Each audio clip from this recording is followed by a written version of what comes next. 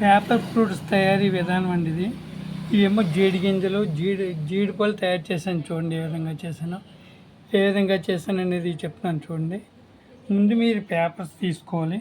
Paper తీసుకుని చిన్న చిన్న ముక్కలు కట్ చేసేసి బాగా చిన్న సైజు ముక్కలు కట్ చేసుకోవాలి. కట్ చేసుకున్న తర్వాత ఇందులోని కాస్త వాటర్ పోసుకోవాలి.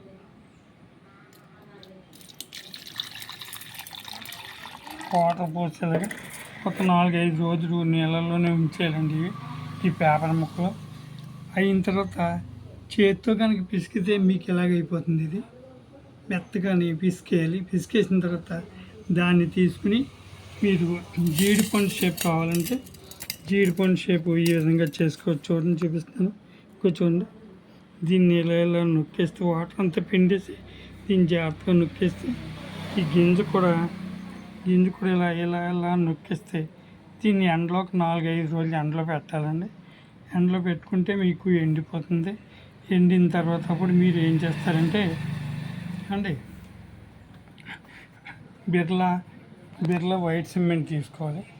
బిర్లా వైట్ సిమెంట్ ప్యాకెట్ తీసుకుని వాటికి ఎక్కించాలన్నమాట. ఇవి చూడండి, మామిడి పళ్ళు, యాపిల్స్, సపోటాలు, ఇవేంటివి బత్తాయిలు తయారు చేశాను. కొంచెం దానిమ్మ కూడా పెయింటింగ్ చేస్తాను చూడండి ఒకసారి. అండ్ ఈ విధంగా చేస్తే కనుక మీకు చేసి ఎండలో పెట్టాలన్నమాట. ఇవి కూడా ఎండలో పెడితే కనుక మీకు ఒక 4-5 రోజులు ఎండిన తర్వాత మీకు ఈ విధంగా తయారవుతాయి.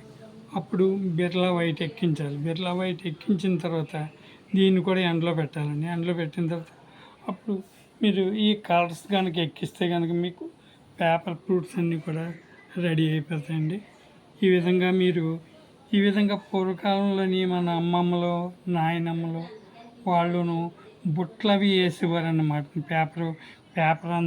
పేపర్ తీసుకుని నానబెట్టి దాన్ని మరలా రోట్లో వేసి రుబ్బేవారండి వాళ్ళు.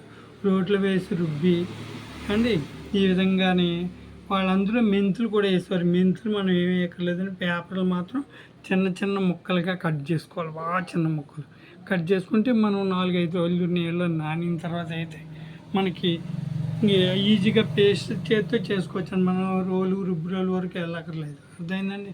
ఈ విధంగా చేసిన వాళ్ళు బుట్టలు అవి తయారు చేసేవారు. అదేవిధంగా నేను అదే ఐడియా తీసుకుని నేను ఫ్రూట్స్ తయారు చేశాను. చూడండి ఏ విధంగా ఉన్నాయో. ఇవి పేపరు నానబెట్టేసి వాటిని మెత్తగా పిసికేసి అందులో మెంతులు కూడా ఏమి వేయలేదంటే పేపర్లండి గట్టిగా పిండేసి ఆ వాటర్ అంతాని దాంతో జాగ్రత్తగా షేప్ తీసుకొచ్చి ఈ విధంగా చేసాను చూడండి.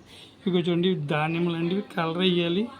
కలర్ అది వేస్తే కనుక మీకు దానిమ్మ ఫ్రూట్స్ తయారవుతాయి. పెడతాన తర్వాత ఒకటి తయారు చేసి అండి నచ్చింది అనుకుంటున్నాను. నచ్చితే కనుక మీరు కూడా ఈ విధంగా చేసుకోవచ్చు. అర్థమైందండి. ఈ పేపర్ ఫ్రూట్స్ పేపర్తో తయారైన పేపర్ నానబెట్టి తయారు చేసిన ఫ్రూట్స్ అన్నమాట.